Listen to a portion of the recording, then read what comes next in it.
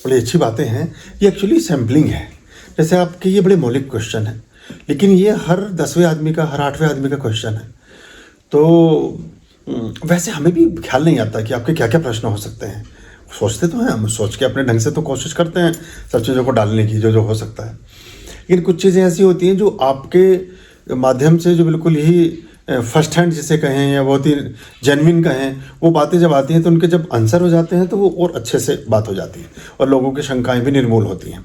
आप बताइए, आप क्या कह रहे थे? मेरा ये प्रश्न है गुरु जी कि जब हम लोग यात्रा में निकलते हैं तो जिस भगवान की पूजा पाठ हम उसका फ़ोन ऑन है क्या? नहीं। अच्छा। तो उनको कैसे छोड़ के निकलें, और यात्रा में साथ में लेके चल भी नहीं सकते हैं। तो उसके लिए क्या उपाय करें कि जैसे उनकी पूजा याचना भी उनकी होती रहे और नाराज भी ना हो? आपका सवाल ये है कि जब हम कहीं घर से बाहर सफ़र पर जाते हैं तो जो भी विग्रह हैं, जो भी भगवान जी की मूर्तियां हैं, कुछ हैं जिनके घर में हम पूजा प्रार्थना करते हैं, हमारी अनुपस्थिति में उनका क्या करें, हम कैसे करें, उनकी पूजा पाठ वाला विधान कैसे चलाएं, क्या बनाएं, यही आपका सवाल है। आपने साथ साथ ये पूछा कि उनको हम लेकर साथ नहीं जा सकते हैं या, तो इससे ऐसा लगता है कि जैसे ईश्वर तो बस वहीं है। मतलब जैसे जहाँ हमने घर में उन्हें स्थापित किया है, जिस मंदिर में स्थापित किया, वो सिर्फ वहीं है, तो और जगह नहीं है। ऋग्वेद में एक श्लोक आता है कि ईशावास्यम मिदम सर्वम यत् किंच्याम जगत्याम जगत। जब आप, ईश्वर इस जग के कण कण में विद्यमान है, इस मंत्र का भावार्थ है। जब आप एक अच्छे भक्त के रूप में, एक अच्छे प्रेमी के रूप में, एक अच्छे साधक के रूप में, एक परमात्मा के साथ एक अच्छा संस्कार और सरोकार स्थापित कर लेते हैं, तो जहाँ जहाँ आप जाते हैं वहीं वहीं ईश्वर चलते हैं। उनकी प्रतिकृति को ले जाने की जरूरत नहीं है, उनके प्रति रूप को ले जाने की जरूरत नहीं है। अगर आप कुछ ऐसी नियमित विधियां करते हैं, जैसे आप त्रिमनमय का ही कोई उपाय करते हैं या कोई ऐसा कोई ज्योत का कुछ काम करते हैं, तो एक छोटा सा सेट, हमने देखी, जैसे ये पीछे आपके ये मसाले ये रखी हुई है कि ऐसे स्टील का एक छोटा सा बॉक्स, इससे ज़रा सा बड़ा एक बॉक्स हमने बनाया हुआ है। उसमें हमने एक ये कपूर का दिया, एक दो चीज़ें और छोटी मोटी सी वो अपने साथ, एक उसमें शालिग्राम है, एक कोई और ऐसा सामान हमने अपने साथ लेकर के हम हमेशा जहाँ भी कहीं जाते हैं उसे लेकर चलते हैं। तो एक तो आप ऐसा कर सकते हैं कि उसको अपने साथ ले जाएं, कुछ ऐसा एक, उसे सिर्फ ट्रैवल के लिए ही बनाएं। वो फिर रहेगा तो पीठ में ही आपके, रहेगा तो आपके मंदिर में ही, पूजा घर में ही रहेगा, लेकिन वो ट्रैवल के पर्पज़ से होगा। उसमें कोई एक आध यंत्र रख सकते हैं, कुछ भी ना रखें, सिर्फ दीपक भी रख सकते हैं, सिर्फ एक दिया रख लें। जरूरी नहीं कपूर का ही हो, कपूर का होगा तो और अच्छा है। बल्कि बात में से बात निकलती है और बहुत सी बातें फिर उसमें हमें भी याद आती हैं। मेरा तो बहुत सारे लोगों से ऐसा संबंध बना जो मेरे इन्हीं चीज़ों से बन गया। यहाँ स्टेट बैंक ऑफ इंडिया में एक कैशियर थे, अभी उनका ट्रांसफ़र हो गया, सिंह साहब। मैं एक बार बहुत पहले 4-5 साल पहले एक बार ब्रांच में गया, तो मैंने कुछ अपनी पासबुक में एंट्री कराई। तो पासबुक की एंट्री जो करने वाला स्टाफ था वो नहीं था, तो वो जैसे कहीं उन्होंने अंदर से ले जाके किसी को दे दी। वो जो पासबुक गई, वो मुझे बाद में पता चला कि वो कैशियर है जिनके पास वो पहुंची। तो उस पासबुक में से उनको कपूर की खुशबू आ रही थी और उसको सूंघते सूंघते बाहर आ गए, जहाँ मैं मैनेजर के बराबर में वहाँ कक्ष में बैठा था सोफे पर। उन्होंने कहा, ये आपकी पासबुक है? मैंने कहा हाँ। तो बोले, मैं आपसे एक मिनट बात करना चाहता हूँ। मैं ठीक है, मैं फिर उनके केबिन में चला गया, उनसे मिला। तो उन्होंने कहा कि मुझे इतना अच्छा लगा इस पासबुक को हाथ में लेकर के। बोले, पसीने में भीगी हुई, गंदगी की, मिट्टी की, पसीनों, मतलब किसी का कहीं किसी ने थैले में रखी हुई है, मुड़ी तुड़ी, ऐसी पासबुकें हमारे पास आती रहती हैं और उन्हीं से हम करते हैं। इतनी साफ़ सुथरी पासबुक और उसमें ये कपूर की खुशबू, तो मुझे लगा कि कौन, ये कैसे आ रही है इसमें सब। तो ये अब कोई हमने पासबुक पे तो कोई कपूर डाला नहीं, लेकिन क्या होता है जब आप कैम्फर लैंप रेगुलर जगाते हैं घर में, तो घर में रखी हुई प्रत्येक वस्तु में कपूर की खुशबू विद्यमान हो जाती है। आप जैसे जितने भी जन हमारे साथ जुड़े हैं, वो जो कैम्फर लैंप घर में जगा रहे हैं, वो जहाँ भी कहीं जाएंगे उनके साथ साथ कपूर की खुशबू जानी शुरू हो जाएगी। और जब आप घर में रहेंगे तो आपको एहसास नहीं होगा, क्योंकि वो आपके साथ उसमें एक तालमेल बन जाता है सुगंध का। जब आप अनायास घर से बाहर से घर में जाएंगे तब आपको एहसास होगा घर में बहुत खुशबू है, कपूर की बड़ी खुशबू अच्छी आ रही। तो वो जो हम छोटा सा एक अपना बॉक्स लेकर के चलते हैं जर्नी में, यात्रा में, देश विदेश में मैं जहाँ भी गया, बहुत सारे लोगों का जुड़ाव सिर्फ मेरा उसी से हुआ। और मैं जिन होटलों में रुका, फिर वो होटल वाले सारे उसको, उनकी एनर्जी चेंज हो गई उस स्टाफ की। वो 4 तौलिए की जगह 10 तौलिए रख रहे हैं, वो उसको ठीक से साफ़ कर रहे हैं, वो वहाँ से फालतू की चीज़ें सब हटा रहे हैं, और वो एक्स्ट्रा ध्यान रखे हुए हैं। मैं उन्हें कोई चीज़ भी बोल रहा हूँ अगर उसमें, वो जैसे एक स्टाफ जाके दूसरे को बताता, दूसरा तीसरे को।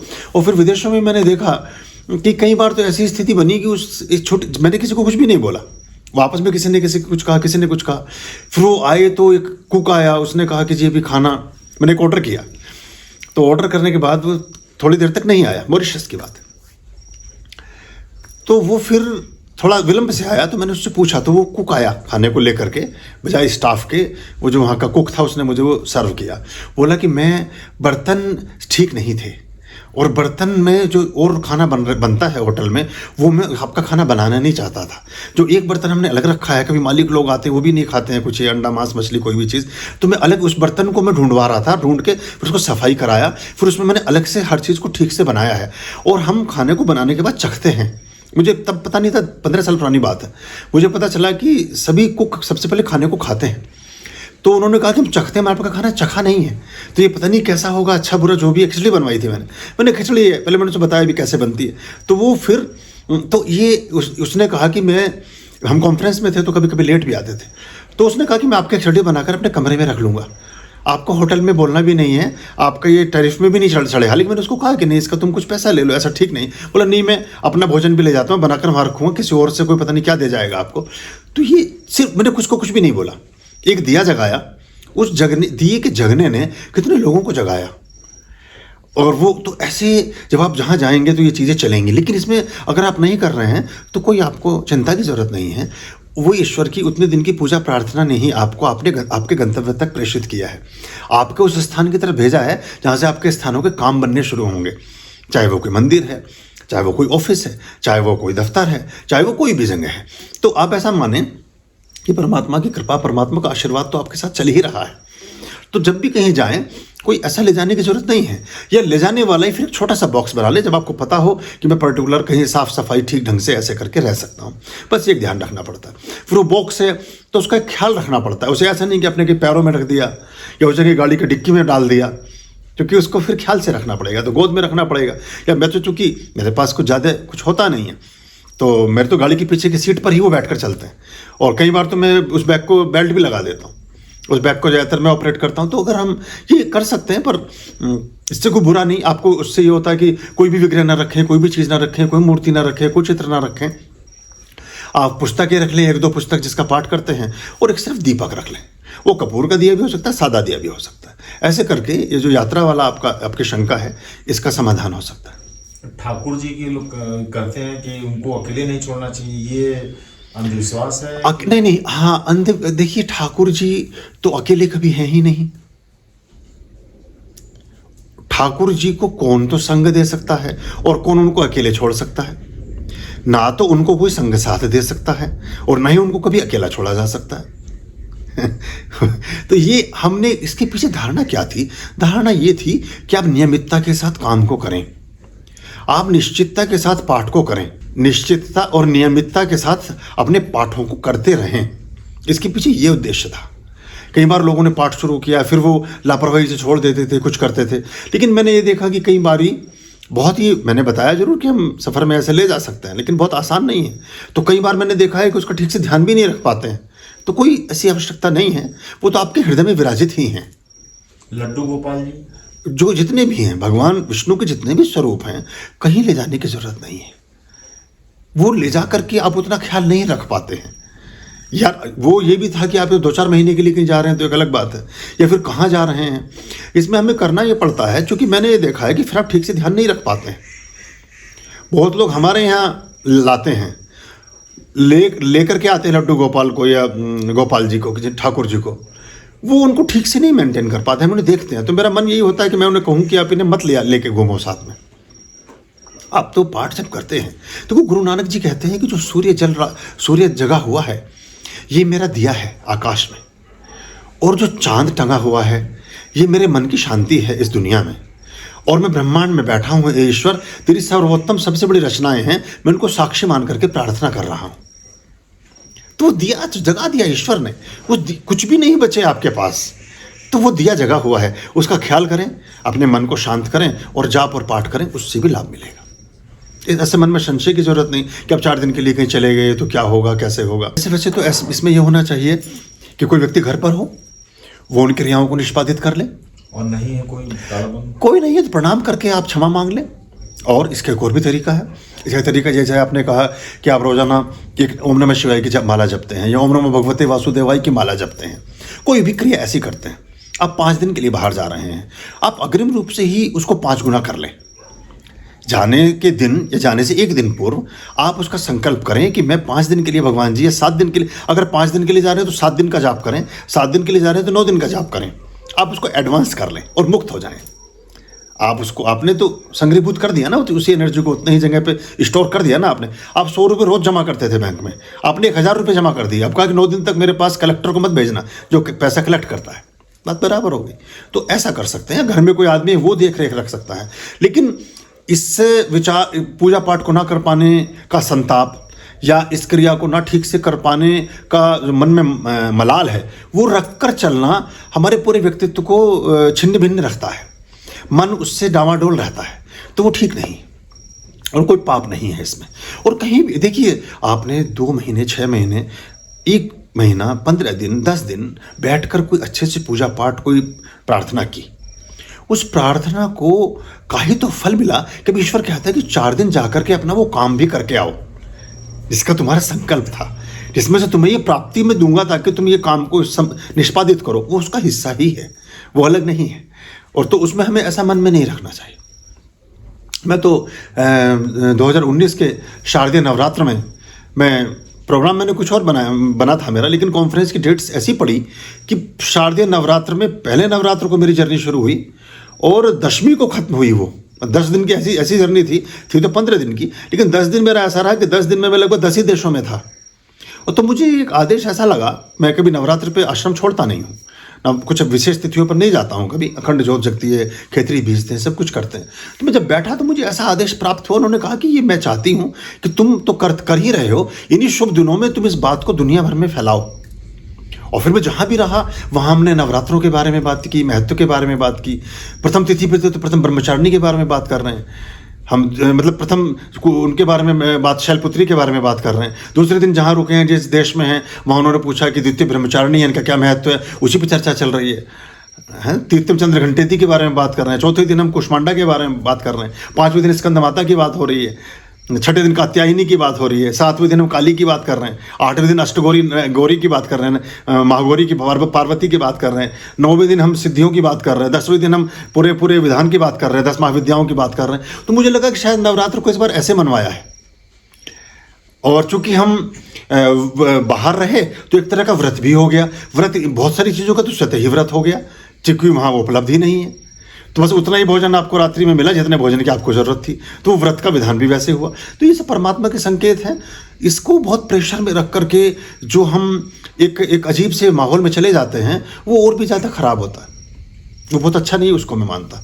उससे जो प्रेशर हमारे ऊपर आता है, मैंने यात्राओं में देखा है लोगों को, वो इतनी गहरी कमांड्स ले लेते हैं कि वो, जैसे बीमारी में हम दवाई खाना शुरू करते हैं, बीमारी खत्म हो जाती है, दवाई खाते रहते हैं। तो हमने आपको कोई पाठ बताया, कोई प्रक्रिया बताई, वो पाठ और प्रक्रिया ने अपना सारा काम खत्म कर दिया, लेकिन उस पाठ और प्रक्रिया से वो चीज़ हमें मिली तो हम उसको इतना उसमें घुस जाते हैं, उसी में डूब जाते हैं हमेशा के लिए, जबकि उसके बाद के और पायदान थे, थोड़ा हमें आगे बढ़ना चाहिए था। हमारे साथ एक बुजुर्ग महिला थी चेन्नई की, वो एक यात्रा में थी। अब वो कुछ खाए नहीं, कुछ पिए नहीं, जहाँ बैठे वहीं सो जाएं, जहाँ खड़ी हो वहीं गिरने की स्थिति उनकी हो जाए। तो मैं देख रहा था उनको पूरी यात्रा में। इत्तफाकन मेरे जिस रेलवे के बोगी में मैं था, मेरी सीट के सामने उनकी सीट थी, तो बात चर्चा भी होती रही। तो उनका वो जाकर के गणेश जी के मंदिर में बैठी, कौन से शहर की बात थी, उज्जैन में शायद। तो उनका वो बैठी तो उनकी झपकी आ गई, दादा भोजन कर रहे हो, ट्रैवल में पूरे दिन परिश्रम कर रहे हो, पूरे दिन दौड़ भाग कर रहे हो, थक गए हो आप, ऐसी बहुत पतली दुबली थी। वो बैठ कर वो सो गई, जैसे कुछ पाठ करना चाहा होगा तो नींद आ गई। उनके जो पर्स था वो किसी ने उतार और लेके चला गया। तो रोती हुई वहाँ से कलपती हुई आ रही है, कह रही है कैसा संकट नाशक है, मेरे लिए तो संकट कर दिया है, मुझे परेशानी बढ़ा दी है। उनके हस्बैंड किसी बड़ी पोस्ट पर थे, तो उन्होंने फिर वो फ़ोन ऑन किया, फिर वो किसी दूसरे स्टेशन पर कोई और आदमी आया, वो पैसे दे करके गया। मैंने उनसे कहा पैसे मुझसे ले लो, अगर वो नहीं मैं अरेंज कर लूँगी। तो वो फिर होंगे 60-70 साल के, 70 के आसपास होंगी। तो उनको मैंने देखा कि वो इतनी रिजिडनेस, कोई देवता प्रसन्न नहीं होते उससे। आपने एक बात और कही थी बीच में कि क्या भगवान जी नाराज तो नहीं हो जाएंगे। ईश्वर जिस दिन किसी व्यक्ति से रुष्ट होते हैं या क्रुद्ध होते हैं या नाराज, पहली बात तो होते नहीं है कभी भी, ये हम गलत समझते हैं। लेकिन अगर कभी ऐसी स्थिति बनती है कि एनर्जी का कुछ स्पार्क ऐसा होता है कि वो सोचते हैं कि इस व्यक्ति का कृत्य अब ठीक नहीं है, उस दिन के बाद हम जिंदा नहीं रहते। रुष्टो हर्षि तत्क्षणात्, एक क्षण भी नहीं रह पाते। तो हम जो है वो तो प्रसन्न ही हैं, तभी हमारे सब काम कृत्य, हम हंस रहे हैं, मुस्कुरा रहे हैं, भोजन कर रहे हैं, सब भोजन पच रहा है, हमारा जीवन चल रहा है, हमारी वाणी निकल रही है, हमारी आंखें काम कर रही हैं, हमारा सब कुछ ठीक चल रहा है। तो ईश्वर प्रसन्न ही है। उसके लिए हमें ये वहम कभी नहीं रखना चाहिए कि ऐसी छोटी छोटी बातों से परमात्मा नाराज होंगे। ये गलत धारणा हमारे समाज में प्रक्षेपित कर दी गई। कुछ पौरोहित्य वर्ग ने इसको इस तरीके से किया कि जैसे भगवान ना हुआ, कोई ऐसा एक थानेदार हो गया जो डंडा लेके आपके पीछे पीछे हर समय घूम रहा है। ये काम नहीं है ईश्वर का। ईश्वर की जो व्याख्याएं हैं उनमें है सर्वोत्कृष्ट, सर्वश्रेष्ठ, दयालु, है ना। तो ये जो उनके गुण हैं, तो उसमें एक सबसे बड़ा जो गुण जो सभी धर्म मानते, काइंडनेस। इतने दयालु और इतने कृपालु हैं। आप जरा सा ईश्वर का नाम, ईश्वर को ध्यान में लेते हैं, वो सारी चीज़ें आपकी समाप्त करते हैं, सारी भूलें क्षमा कर देते हैं और आप पर प्रसन्न होते हैं। तो ऐसे छोटी छोटी चीज़ों में कि आपने कोई आज भोग लगाना था लड्डू का, तो वो तो प्रतीकात्मक है। वो तो उस बहाने से लड्डू घर में बनना था, लड्डू को पड़ोस में देना था, लड्डू को बच्चों ने खाना था, लड्डू को पशु पक्षियों तक भेजना था, लड्डू के बहाने से घर में दाल, घी, मिष्ठान, इस सब चीज़ों को आना था। वो एक प्रतीक है ईश्वर की उपस्थिति का। लड्डू तो लड्डू है, लेकिन लड्डू घर में है तो यानी कि आप भूखमरी के शिकार नहीं हैं, आप भूखे नहीं सो सकते हैं। ईश्वर को तो भोग लगाया, आप कभी भी लड्डू बनाएंगे, खुद भी तो खाते ही है ना। तो और बल्कि ऐसा होता है कि ईश्वर को तो एक लड्डू लगाते हैं, हम 4 लड्डू खाते हैं। तो यानी कि आपने उनको 1 गुना दिया, उन्होंने 4 गुना आपको दे दिया। या आपने 1 लड्डू या 4 लड्डू भगवान की पीठ पर रखे, भगवान के पूजा घर में रखे, वो 20 लड्डू जो और थे वो सब घर के लोगों ने खाए, या 40 लड्डू घर के 5 लोगों ने खाए, या 20 लोगों ने खाए, तो कितना गुना बढ़ गया। उसको बंदे को आपने, परमात्मा को 1 लड्डू दिया और उसने आपको 50 लड्डू दिए। तो वो उस तरह से उसको देखा जाता है। उसमें कोई ऐसे छोटी छोटी चीज़ों को, दिमाग में भ्रांतियों को निकालना चाहिए कि परमात्मा को ये वेट कर रहे हैं बैठे हुए 24 घंटे, आप पे रडार है उनका। हाँ, हम आए तो उनको धन्यवाद करने के लिए ही हैं दुनिया में।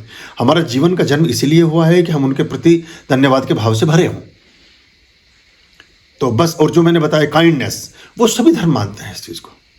जितने भी धर्म दुनिया में हैं वो ईश्वर की परिभाषाओं में, सबसे पहले परमेश्वर की परिभाषाओं में इसी को लिखते हैं कि वो सर्वाधिक दयालु हैं, सर्वाधिक कृपालु हैं। हम होता ये है कि हम अपने अहम में, अपने ममत्व में इतने घिर जाते हैं कि अपने सामने किसी को कुछ समझते नहीं, कभी कभी ईश्वर को भी कुछ नहीं समझते। वहाँ से दोषों का निर्माण शुरू होता है और वो फिर धीरे धीरे धीरे धीरे वो एनर्जी जो परमात्मा, अगर आप किसी राष्ट्र के प्रमुख में भरोसा रखते हैं, किसी राष्ट्र में भरोसा रखते हैं, किसी देश में भरोसा रखते हैं, तो उसके संविधान में भरोसा रखते हैं, उसकी व्यवस्था में भरोसा रखते हैं, उसकी नीति नियंताओं में भरोसा रखते हैं, वहाँ के राष्ट्रपति प्रधानमंत्री में भरोसा रखते हैं। लेकिन अगर आप कुछ ऐसे काम करने शुरू करें रोजाना जो राष्ट्र विरोधी हों, जो देश विरोधी हों, जो प्रांत विरोधी हों, जो समाज विरोधी हों, जो ग्राम विरोधी हों, जो परिवार विरोधी हों, तो सब जगह से आपको एक क्रोध का, एक कोप भाजन का शिकार होना पड़ेगा। सब जगह से आपको तिरस्कार का भाव मिलेगा, सब जगह से आपको अपमान और त्याग का भाव मिलेगा। तो ऐसे ही परमात्मिक ऊर्जाओं के साथ काम होता है। जब परमात्मा की अवहेलना करते हैं, उसके नियमों की अवहेलना करते हैं, तो जितने भी गण, जितनी भी ऊर्जाएं ब्रह्मांड में, समाज में व्याप्त हैं, वो आपका साथ छोड़ने लगती हैं। चाहे उसमें सुख है, चाहे समृद्धि है, चाहे शांति है, चाहे व्यवहार है, चाहे वाणी है, चाहे विचार है, चाहे आरोग्य है, ये सब चीज़ें उनकी छाया है। आर्यं शरणं शुभमस्तु, संभव करणं अरमस्तु। आर्यं शरणं शुभमस्तु